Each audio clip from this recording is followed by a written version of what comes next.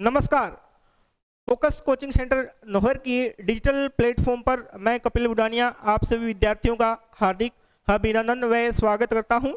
आज अपने semester second botany के सिलेबस के बारे में परिचर्चा करने वाले हैं। क्या सिलेबस उसमें दिया गया है उसके बारे में डिस्कशन करेंगे। तो आपको पता ही है फर्स्ट सेमेस्टर आपने जो पेपर दिया था उसमें थ्योरी का जो पेपर था वो कितने नंबर का था, एक बार वापस देख लीजिए थोड़ा सा। 80 नंबर का था, 18 मार्क्स का था, जिसमें section A, section B and section C तीन भागों में इसे डिवाइड किया गया था।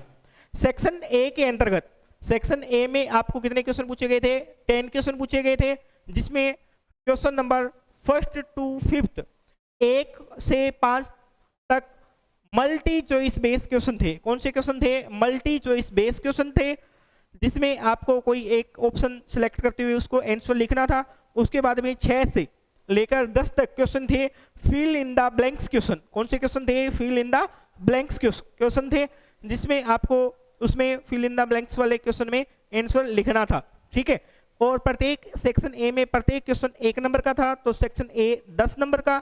और प्रत्येक यूनिट से यहाँ पे कितने क्वेश्चन पूछे गए थे? 2 क्वेश्चन पूछे गए थे। कितने क्वेश्चन पूछे गए थे भी? 2 क्वेश्चन पूछे गए थे। इसके बाद सेक्शन बी में आपको पता है कितने क्वेश्चन है? 5 क्वेश्चन पूछे जाते हैं। कितने क्वेश्चन आपको पता है? 5 क्वेश्चन पूछे जाते हैं। और प्रत्येक यूनिट से कितने क्वेश्चन करने होते हैं? 1 क्वेश्चन। परंतु इसमें आपको क्या मिलता है? ऑप्शन मिलता है। एक यूनिट से 2 क्वेश्चन दिए होंगे, जिसमें से आपको कितना करना है? या तो ए सेलेक्ट कर लो या बी सेलेक्ट कर लो। ठीक है। इसके बाद में कितने नंबर का था? 5 नंबर का एक क्वेश्चन था, तो कितने बी सेक्शन कितने का होगा? टोटल 25। 5 क्वेश्चन करने आपको जरूरी थे। इसके बाद में सेक्शन सी 45 नंबर का था। प्रत्येक क्वेश्चन कितने? 45 क्वेश्चन का सेक्शन सी है, जिसमें कितने प्रत्येक यूनिट से 1 क्वेश्चन दिया होता है। ठीक है। उसमें से आपको कितने अटेम्प्ट करने हैं? 3 क्वेश्चन अटेम्प्ट करने हैं। कितने क्वेश्चन अटेम्प्ट करने हैं? 3 क्वेश्चन। और प्रत्येक क्वेश्चन कितने नंबर का होगा? 15 नंबर का। कितने नंबर का होगा? 15 नंबर का होगा। कितने नंबर का होगा अभी यहाँ पे? 15 नंबर का। और टोटल कितने हो गए? 45। तो टोटल 80 मार्क्स हो गए। आपको पता है इस 20 नंबर इंटरनल मार्क्स रहेंगे, 40 नंबर का प्रैक्टिकल, और 10 उसमें भी क्या है? इंटरनल मार्क्स के रहेंगे। तो टोटल कितने नंबर का पेपर हो गया अपना? टोटल हो गया 150। कितने नंबर का पेपर हो गया?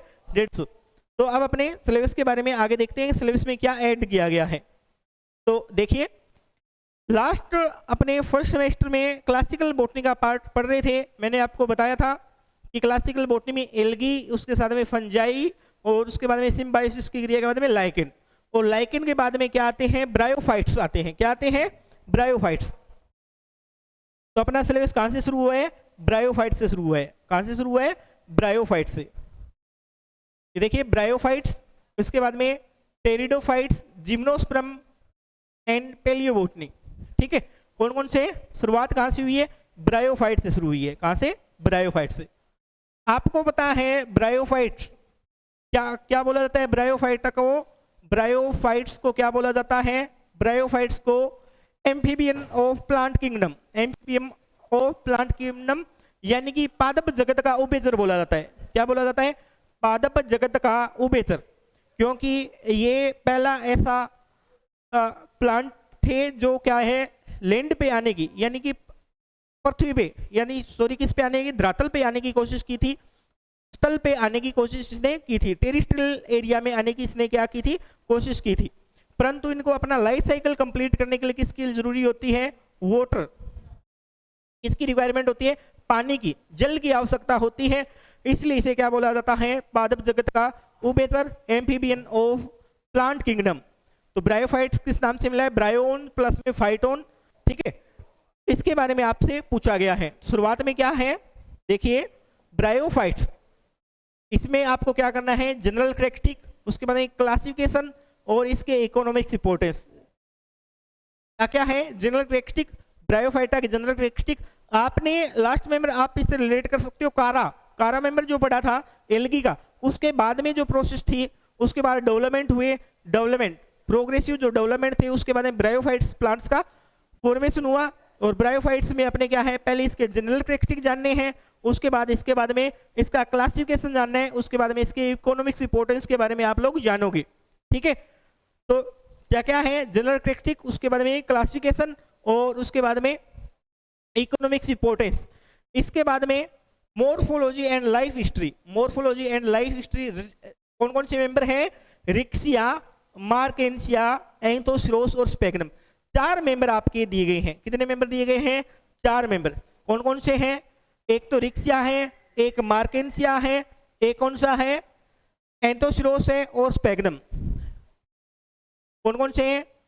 रिक्सिया, मार्केंसिया, एंथोसिरोस और स्पेगनम। ठीक है, ये 4 मेंबर है। क्लासिफिकेशन में आपको बताया था, आपको पता होना चाहिए कि इसका जो क्लासिफिकेशन है इसको 3 भागों में अपने क्या किया था? डिवाइड किया था। कितने भागों में डिवाइड किया था? 3 भागों में इसको डिवाइड किया था क्लासिफिकेशन के अकॉर्डिंग। ठीक है, मैं एक चीज और ध्यान रखना, आपको जिस प्रकार आपने एल्गी, फंजाई, लाइकेन वगैरह में किया था, इसमें भी आपको किस किस टॉपिक्स को ध्यान में रखना होता है। एक तो क्या बताना होगा? इसका क्लासिफिकेशन बताना होगा। क्या बताना है? क्लासिफिकेशन। इसके बाद में क्लासिफिकेशन के बाद में habit and habitat. Habit and habitat यानी हैबिटेट का मतलब प्रकृति व आवास। उसके बाद में इसकी जो इंडियन स्पीसीज है, इंडियन स्पीसीज के बारे में आपको बताना होगा। इसके बाद आपको क्या बताना है? इंडियन स्पीसीज के बाद में इसकी सेल स्ट्रक्चर, इसकी क्या बतानी है? Cellular structure, morphological and anatomical, ऐसे बोल सकते हो। इसकी मोर्फोलॉजिकल स्ट्रक्चर एंड इसकी क्या है? एनाटॉमिकल स्ट्रक्चर, एनाटॉमिकल स्ट्रक्चर के बारे में। इसके बाद में इसमें आप क्या ऐड करोगे? इसमें रिप्रोडक्शन के बारे में और इसका लाइफ हिस्ट्री किस प्रकार है, जीवन चक्र आपने पढ़ा था। जैसे एल्गी के अंदर आप पढ़ के आए हो तो कौन सा लाइफ साइकिल होगा? गेमेटोफिटिक। ठीक है, तो यहाँ पे भी उसके आगे चलेगा गेमेटोफिटिक लाइफ साइकिल, किसमें? ब्रायोफाइट्स में। परंतु अब जो गेमेटोफिटिक फेज थी, ठीक है, वो क्या है? थोड़ी क्या हो जाएगी? रेड्यूस हो जाएगी। और स्पोरोफिटिक धीरे धीरे क्या हो जाएगी? इंक्रीज होती जाएगी। इस प्रकार टेरिडोफाइट में और इंक्रीज होगी, फिर क्या आएंगे? जिम्नोस्पर्म में और इंक्रीज हो जाएगी, फिर क्या आ जाएंगे? एंजियोस्पर्म में स्पोरोफिटिक क्या आ जाएगी? कंप्लीट का कंप्लीट क्या आ जाएगी? स्पोरोफिटिक आ जाएगी। इस प्रकार आपने गेमेटोफिटिक फेज से शुरू किया था लाइफ हिस्ट्री, तो इसके बाद में धीरे धीरे क्या है? स्पोरोफिटिक की तरफ ये बढ़ती जा रही है। ठीक है, तो इसमें लाइफ साइकिल क्या होगा? हैप्लोइड टाइप का होगा। ठीक है, कुछ मेंबर्स में। उसके बाद हैप्लोडिप्लोटिक टाइप का, सॉरी किस प्रकार का? हैप्लोडिप्लोटिक टाइप का। वो अपने इसमें जब टॉपिक पढ़ेंगे तो उसमें परिचर्चा करेंगे। तो ब्रायोफाइट्स में कौन कौन से हैं? रिक्सिया, मार्केंसिया, एंथोसिरोस और स्पेगनम। उसके बाद अपने बात करें जो टेरिडोफाइट, सेकंड यूनिट आपको दी गई है टेरिडोफाइट। टेरिडोफाइट यानी इसका मीनिंग क्या होता है? फेदर लाइक स्ट्रक्चर, पंख नुमा संरचना। इस नाम से मिला है टेरिडो प्लस में फाइटोन, टेरिडो प्लस में फाइटोन, जिसका मीनिंग होता है फेदर लाइक स्ट्रक्चर यानी पंख नुमा संरचना। तो इसके बाद में ब्रायोफाइट के बाद में नई जो प्लांट आने वाले, जो नए जो प्लांट इवोल्व हुए थे, नए जो प्लांट आए थे वो क्या थे? टेरिडोफाइट थे। और ये पहले स्थल पे आने वाले या टेरेस्ट्रियल पर आने वाले सबसे सफल प्लांट यही थे। सबसे पहले आने वाले प्लांट ये थे जिनको स्थल पे सक्सेसफुल अपना लाइफ साइकिल कंप्लीट किया था। ब्रायोफाइट के लिए मैंने आपको बताया इसको वाटर की रिक्वायरमेंट थी, परंतु टेरिडोफाइट पहले क्या थे? स्थलीय पादप थे। ये आप लोग ध्यान रखोगे। धीरे धीरे इसमें टिश्यू सिस्टम क्या होने लग गया था? बिल्ड होने लग गया था। और इसी के साथ इसमें क्या है? वेस्कुलर टिश्यू बनने शुरू हो गए थे। किसका? वेस्कुलर टिश्यू बनना शुरू हो गए थे। एल्गी में आपने पढ़ा था थैलोइड स्ट्रक्चर थी बॉडी की, क्या थी? थैलेनुमा संरचना। ब्रायोफाइट में और ज्यादा क्या हुआ? डेवलपमेंट हुआ। उसके बारे में टेरिडोफाइट में आते आते फेदर लाइक स्ट्रक्चर का निर्माण होने लग गया था। फेदर लाइक स्ट्रक्चर यानी क्या है? लीफ लाइक स्ट्रक्चर का निर्माण होने गया था। रूट की जगह किसका निर्माण हो गया था? राइजोम का निर्माण हो गया था। ठीक है, इस प्रकार स्ट्रक्चर का यानी रूट्स और शूट जैसी स्ट्रक्चर का निर्माण होने लग गया था। राइजोम हो गया, राइजोइड्स हो गए, ये संरचना बननी शुरू हो गई थी। तो इसमें टेरिडोफाइट में भी क्या पूछा गया? जनरल कैरेक्टरिस्टिक पूछा गया है, क्लासिफिकेशन पूछा गया है। इसके बाद एक फेमस टॉपिक इसमें पूछा गया स्टिलर सिस्टम। क्या है? स्टिलर सिस्टम के बारे में आपसे पूछा गया। किसके बारे में पूछा गया है? स्टिलर सिस्टम के बारे में। किसके बारे में पूछा गया? स्टिलर सिस्टम के बारे में पूछा गया। उसके बाद में इसमें जो स्पोर बन रहे हैं, स्पोर एक तो क्या होते हैं? एक जैसे स्पोर बनते हैं, उन्हें होमोस्पोरिक बोला जाता है। जिनका साइज क्या हो? एक जैसा हो, उसे क्या बोलेंगे? होमोस्पोर। और अभी जो पीछे ब्रायोफाइट में और आपने पढ़ेंगे तो उसमें आपको पता चलेगा कि सारी जो स्पोर बन रहे हैं, स्पोरेंजिया में क्या बन रहे हैं, स्पोर बन रहे हैं, वो उनकी नेचर क्या होती है, एक जैसे होते हैं। परंतु टेरिडोफाइट में आते आते ये क्या हो जाएगी, इसकी नेचर क्या हो जाएगी, होमोस्पोरी एंड हिट्रोस्पोरी, अलग अलग साइज के क्या बनने लग जाएंगे, स्पोर बनने शुरू हो जाएंगे। अलग अलग साइज के भी क्या बनने शुरू हो जाएंगे, स्पोर बनने शुरू हो जाएंगे। इसके बाद इसमें क्या है, origin of seed habit in pteridophyte. इसके बाद ओरिजिन है, उसके बाद सीड हैबिटेट किस प्रकार होते हैं टेरिडोफाइट में, उनके बारे में आपसे पूछा जाएगा। सीड हैबिटेट के बारे में पूछा जाएगा, यानी बीजीय प्रकृति, ये इंपॉर्टेंट पार्ट है, इसमें से क्वेश्चन पूछे जाते हैं। एक तो टेरिडोफाइट में जो बीज की प्रकृति है, इसे क्या बोला जाता है, सीड हैबिट इन टेरिडोफाइट, बीजीय प्रकृति टेरिडोफाइट में समझाइए। एक आपसे पूछा जा सकता है सम बीजाणु और विषम बीजाणु, homospory nature and heterospory nature of pteridophyte. इसके साथ में आपसे पूछा जा सकता है स्टिलर सिस्टम, स्टिलर सिस्टम के बारे में आपसे क्वेश्चन पूछा जा सकता है। इसके बाद जनरल कैरेक्टरिस्टिक है ही, ठीक है। अब इसी के बाद में यूनिट नंबर 3 है। यूनिट नंबर 3 में आपसे पूछा गया है टेरिडोफाइट से संबंधित ये यूनिट है नंबर 3 नंबर, ये जो यूनिट है उसमें आपको स्ट्रक्चर पूछी गई है, लाइफ हिस्ट्री पूछी गई है, कौन कौन से मेंबर है, साइलोटम है, लाइकोपोडियम है, स्लेजिनेला है, इक्विसीटम है और मार्सिलिया है। कौन कौन सी है, Psilotum, Lycopodium, Selaginella, Equisetum and Marsilea, ठीक है। आपको ब्रायोफाइट में क्या पढ़ के आए थे आप लास्ट सेमेस्टर में, मार्केंसिया पढ़ के आए थे। क्या पढ़ के आए थे, मार्केंसिया, वो ब्रायोफाइट का मेंबर था, ठीक है। अब ये क्या है, मार्सिलिया, ये टेरिडोफाइट का है, ठीक है। इसमें क्या है, मार्सिलिया। तो कितने मेंबर हो गए, 2 4 और 1 5, 5 मेंबर इसके हैं, ठीक है। और इसके कितने हैं, 4 ब्रायोफाइट्स के। अब इसके बाद में देखोगे यूनिट नंबर 4 जिम्नोस्पर्म, जिम्नोस्पर्म। इसके बाद में चौथी यूनिट किसकी है, जिम्नोस्पर्म। जिम्नोस्पर्म में क्या है, आपको पता है जिम्नोस्पर्म ऐसे प्लांट जिसमें क्या है, जिम्नोप्लाज्मेस्पर्मा, यानी किससे बना है, जिम्नोप्लाज्मेस्पर्मा, यानी कि नग्न बीजी, यानी क्या है, नग्न बीजी।